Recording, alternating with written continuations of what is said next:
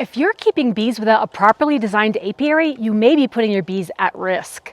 I'm going to show you the key elements in designing a mindful apiary that'll keep your bees both safe and healthy and make your apiary a pleasure and efficient place to work. Tip number one is to choose a sunny location for your hives. When I first started with bees, my backyard was my best option, but unfortunately it was very shady. And while this might seem like a good idea to keep the hives cool, it eventually led to major problems with small hive beetle.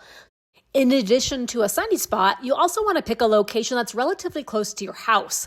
Once when I had my hives on someone else's property, it made it a lot more difficult to go and check on them because they were so far away. I'm not saying keep them super close to the house like on your deck or patio, but definitely close enough where it's pretty easy to check on them whenever you need to. Tip number 3 is related to apiary maintenance. As you can see in this old video, grass and weed growth can quickly become a problem in the summer months, and it's no fun to mow or use a weed eater around the beehives. So I'm going to show you how I overhauled my current apiary setup to take care of weeds and grass for good. So I'm taking advantage of the warm weather to finally make some overdue improvements in my apiary before my new bee colonies arrive next weekend.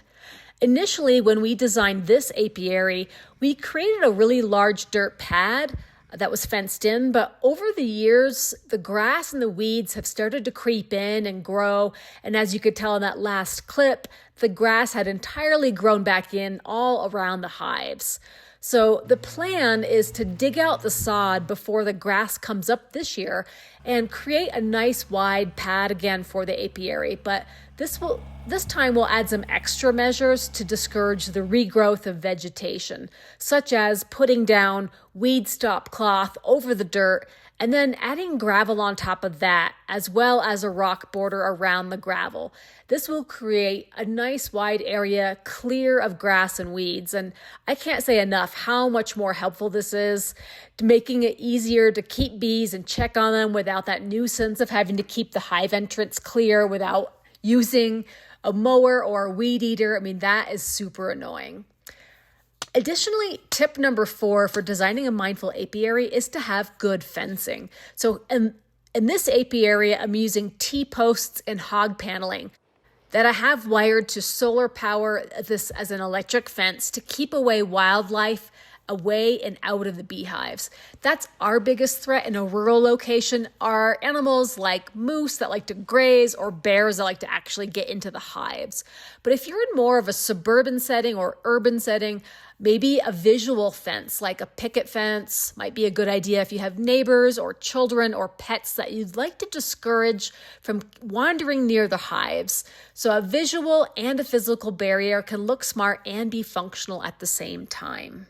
So apiary tip number 5 is having a proper hive setup. If you have more than one hive, allow for 2 or 3 foot spacing in between your hives. Additionally, you'll want to elevate your hives with a hive stand or a DIY option of cinder blocks or a pallet to discourage easy access for insects and rodents and allow for more air circulation. And ideally, you'll want your hives on a level surface with just a slight tilt forward to encourage precipitation to drain out rather than stay inside the hive.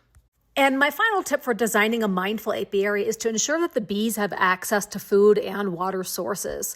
My final step here is to plant some wildflower seeds around the outside border, mainly for looks, but it is important that you choose an apiary location that bees can readily forage pollen and nectar sources within a 2-mile radius. If you're in the middle of the woods or a barren wasteland, that's not going to bode well for your bees' success. I'm on the edge of responsible beekeeping at our location because our season is so short here at 9,000 feet in elevation. I end up feeding my bees a lot in between seasons. But fortunately, we have plenty of natural water sources on our property, so I don't need to worry about that as much. So I'm definitely excited about the upgrades we made to our apiary. I think it's going to be a great year for beekeeping. It's definitely going to be more of a pleasure working in a bee yard that is not overgrown with grass. There's plenty of room and there's level ground and place to spread out. And I think the bees are going to like it too. I hope they like their new bee boxes that I painted. If you haven't seen that video, it's right over here. I transformed some really old hives into some works of art. So if you're new on your bee journey, you want to see how I do it, definitely subscribe. In 2 weeks, I'll have new bees and it'll be a whole new chapter. So here's to healthy beekeeping this year.